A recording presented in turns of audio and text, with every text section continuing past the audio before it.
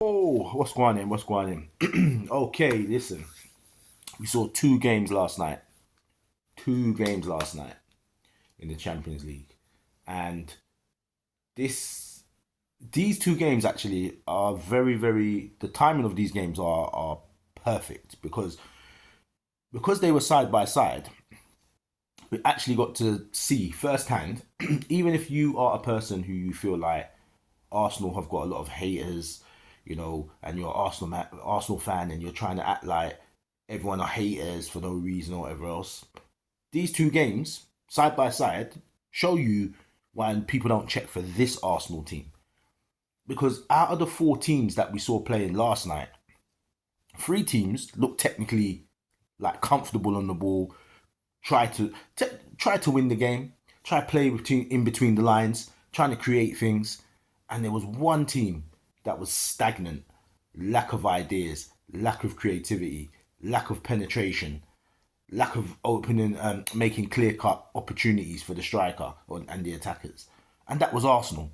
And we saw it live yesterday.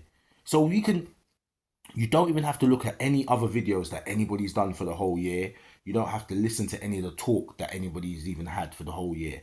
Watch these two games and you try and tell me that this Arsenal team is Champions League winner worthy and Premier League winner worthy from how they play football, from how they construct their play from back to front, from how they score goals or don't score goals, which is what we see. They didn't score a goal in open play against Bournemouth. They didn't score a goal in open play against Sporting last night. They got to go to the Etihad now, and they probably will score. I reckon they'll score a set piece on Sunday. But do we look at this team and think killers, champions elect? They don't even think that it is. Let's go to the Arsenal games against Sporting. Sporting to me could have taken this game. They could have taken this tie. I think they just didn't attack yesterday, and I don't know why. I don't understand why they didn't. I think I know what they were trying to do, tactics wise, which I think was right. They tried to just stay in the game for the first half. They knew Arsenal would feel the pressure in the second half.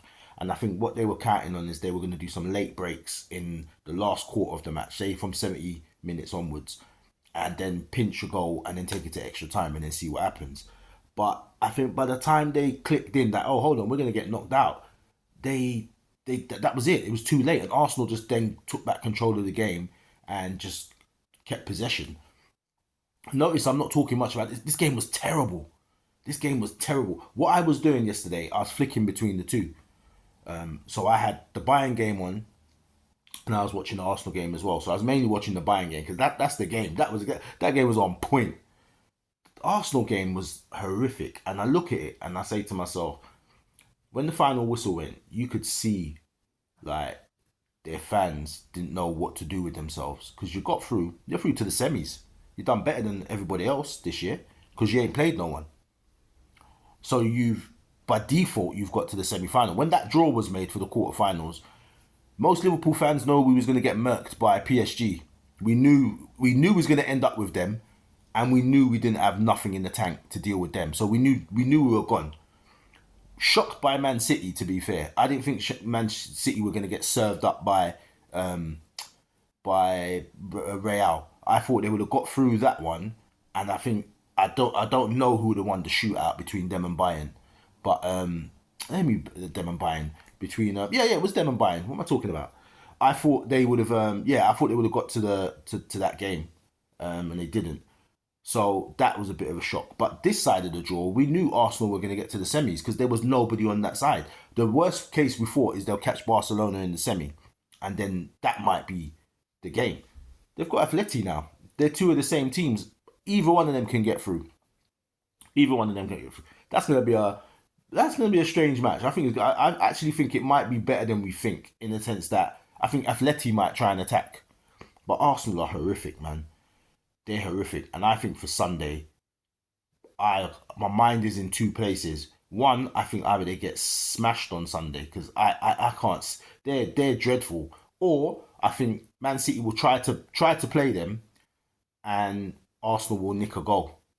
They might even nick two goals, set piece, and then that'll be it. And I think if they win that game, then the title's theirs. But I think if you draw, Arsenal fans, if you draw or you don't win, I think City will take this title off you. Like what I said in the last video, you won't win all of your last 5 games. You won't win them. I'm telling you. And it's the draws that will get you. Remember me say it. Remember me talk. Anyway, don't need to do much about this game. It was dreadful. I don't even want to talk about it much more. I just think, like I said, hold up the torch or the spotlight, whatever you want to say, and that is the epitome of Arsenal this season. Those 2 matches is the epitome of Arsenal. They've been getting away with it, man. They've been getting away with it. They're probably going to get away with it to the end of May. Get the league title somehow, but it's awful football, man. Anyway, I'm out. Boom.